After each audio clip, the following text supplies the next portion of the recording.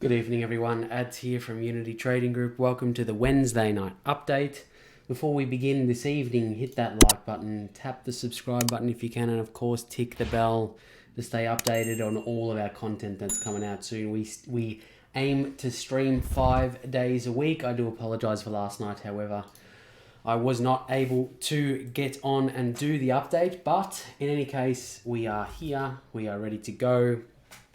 We have BTC in front of us. Where do we think it's going to go? The first thing I usually do is throw on Gravy Train and see how we've been respected or how the trend does look currently. So, in the way of Gravy Train, we can see, and if you want to know more about Gravy Train, you can find it down in the description. But the way of Gravy Train, we are still above the clouds. So in this instance, on the 4-hour time frame, we are looking like we could see a sort of a continuation is not the word I want to use. There's still a little bit of confirmation that needs to happen, but let's just take it under our wing. Gravy Train is green. Second thing, with BTC now, so we've had this big formation. So this formation, like I mentioned on Monday afternoon or Monday evening, it usually continues to the downside. That's what we saw happen over the course of between today and Monday. So what I'm looking at currently is a number of things. We need to see it break back into this formation. If we're going to expect BTC to come back and retest the 60K mark and even retest the bottom of that level of supply, we do need BTC to come back into that formation and push upwards. Because currently, this is what I'm seeing. I'm seeing a pullback to our level of demand, which was formed not long ago on the pivot point. So that was played out and respected nicely, but something along the lines of this occurring. So 1, 2, and of course, coming back down here, possibly to retest some of this liquidity to the left-hand side, if not down the bottom here at 47. That's something that could happen.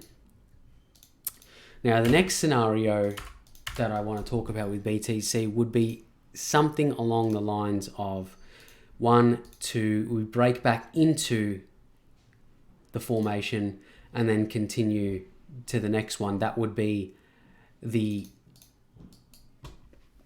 scenario, that I would be more looking towards if we do break back into the formation. It really comes down to a little bit of a waiting game or a little bit of confirmation coming from the price action that we see this evening or tonight across into tomorrow. So Wednesday night crossing over into Thursday morning, Thursday afternoon, to really gauge, are we going to continue upwards or are we going to do the first scenario that I spoke about, which would be 1, obviously 2, and then continuing down through this level, possibly down here. So there's 2 scenarios. I know you say ads, we could, you're not giving us any information, it's really up or down. That's the name of this game. There's a likely chance that we could go up and an equally likely chance that we could go down. It really just comes down to reading the formations, reading the charts, and reading or giving yourself confirmation of a movement to the upside.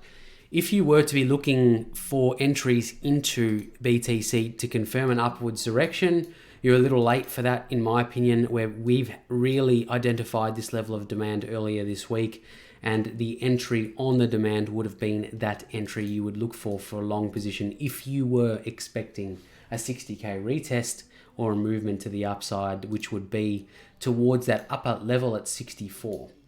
If you are looking for downwards movements, getting confirmation on this trend line is okay. It's not a confirmation of a downwards or a reversal just yet. We just need a little bit more time to really confirm that. Look, we can even say it's 7:39 p.m. here in Melbourne. It could be 10 or even 11 o'clock this evening, so even 2 or 3 hours to determine if we're going to head down or we could see a retest to the upside. But in saying that, we haven't got much volume and it's not looking great in the sense of that movement to the upside. So just keep that in mind. Next, I'll have a look at the dominance chart, we have a look at this periodically, and we've been moving towards our bottom level now. And I'll just move the chart so we can see that. So there we are. So let's get rid of a couple of things on here. 1 can go, 2 can go. So if we're looking at the 4-hour chart to give you a little bit more indication of the shorter term trend, we are moving to the downside. Gravy train does agree, and we did have a retest of that cloud structure before closing or after closing underneath it. So moving down towards the 61.8 extension at 43.43 for the dominance. This looks great for the altcoins, to be honest, especially, you know, the top 10, even the top 20 altcoins on market cap, just based on the BTC dominance chart moving to the downside. It is slipping, and it doesn't look like it's going to stop anytime soon. We've been in the oversold territory for quite some time, according to Steamroller, giving us some bounces along the way. So those bounces have come, but not great in the sense of, you know, having a full-on reversal for the dominance chart, and I wouldn't expect one. We are the real big takeaway from this instance is the 50 RSI. If you're not using the UTG RSI indicator, it is free in the indicators chart, UTG/RSI. You can have a look at that and add it to your chart. But looking at the RSI, we are getting rejected on the 50 multiple times over and over again. And this is a great indication of our trend and our direction. 50 RSI is nothing short of amazing in the sense of we can continue a trend to the downside, and it can keep you out of the market if you were looking for a descending structure or a bounce until you get that break above the 50 and we start trending above that line. So we are still in the red zone for the RSI, and it's been continuing that way for quite some time. It doesn't look like we will see a relief just yet. I think the 43.43% or 61.8 will be the next area we'll test for the dominance chart. Moving on, Gravy Train doing its thing. Of course, I'll put it back on so you can see the validity of Gravy Train. You can see how good the cloud structure is, and it has paid dividends on ETH if you were looking at it if you've been looking at it for quite some time. Again, have a look in the description, check out Gravy Train. There is a 30% discount code Gravy Baby. You can enter that in checkout and you'll get 30% off. But in the sense of where we're going for Ethereum, there's no doubt that I'd be looking towards a 61.8 again in this instance for 4,500 to really play out. We are $200 away from this eventual area of interest for me, and I think more than likely we will see it there in the immediate term. I think over the course of tonight, even towards Friday, we'll see it around 45. Probably won't even take that long to get there. Moving on this evening, we'll have a quick look at ADA. So ADA I haven't charted in some time because I've been extremely busy, unfortunately, but let's have a look now. We'll see where we're at. We'll see where we're going. So let me clear up some of this TA. You can see how long I've been following ADA for. But let's see how we would identify some targets to the upside. So 4-hour time frame, that's where I usually look. So this structure here is what I'm looking towards. So just this area. And what we're going to do, there's two ways you could play this. You could use the fib retracement, draw from left to right, and then you'll be looking at the extensions, negative 27, negative 61. And if you want to see how we set up our fibs, there it is. Pause the video to see that.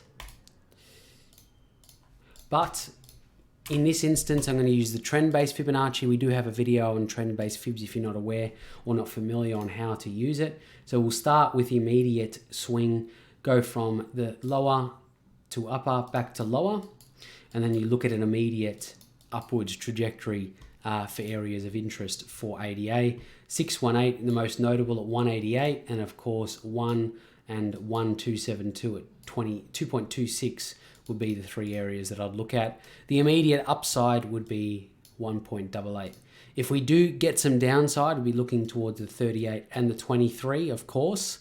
But if we're talking about a level of demand or even levels below, we'll have a look at that too. So demand, I would probably draw around here. It is quite skewed. It is in the middle of a zone. It is low quality. So just bear in mind that fact. If we want something of higher quality, which is going to be around here, and that resides around 1.32 or $1.32 for ADA, and that's the highest quality zone in the way of a demand level if we are to see some downside. Immediate levels, of course, we've got the retest here at $1.53. Next one and final one for this evening is the DXY. Of course, it is a regulated market, not financial advice at all, just ideas and opinions here at UTG. The most notable area in the immediate term for the DXY for me is 89.90 or 89.89. That resides around a very good or a very high quality pivot level on the 4-hour time frame. And of course, we are not far from there. We are having a small bounce in the middle of nowhere, to be honest. Let's draw our Fibonacci and see where we're at. Swing high to swing low, left to right, we always draw. And we are retesting that 23 currently.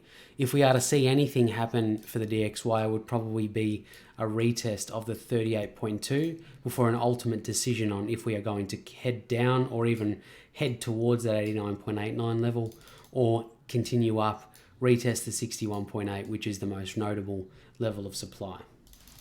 But that really concludes our update this evening. Thank you all for joining me. If you want to know more about anything we do here, it's in the description, even in the banner towards the bottom of the screen, of course. You can find out about Gravy Train down below in the description. And of course, you can continue this conversation in the Discord by joining the link that is also in the description. Again, I'm Ads from UTG. We'll see you tomorrow.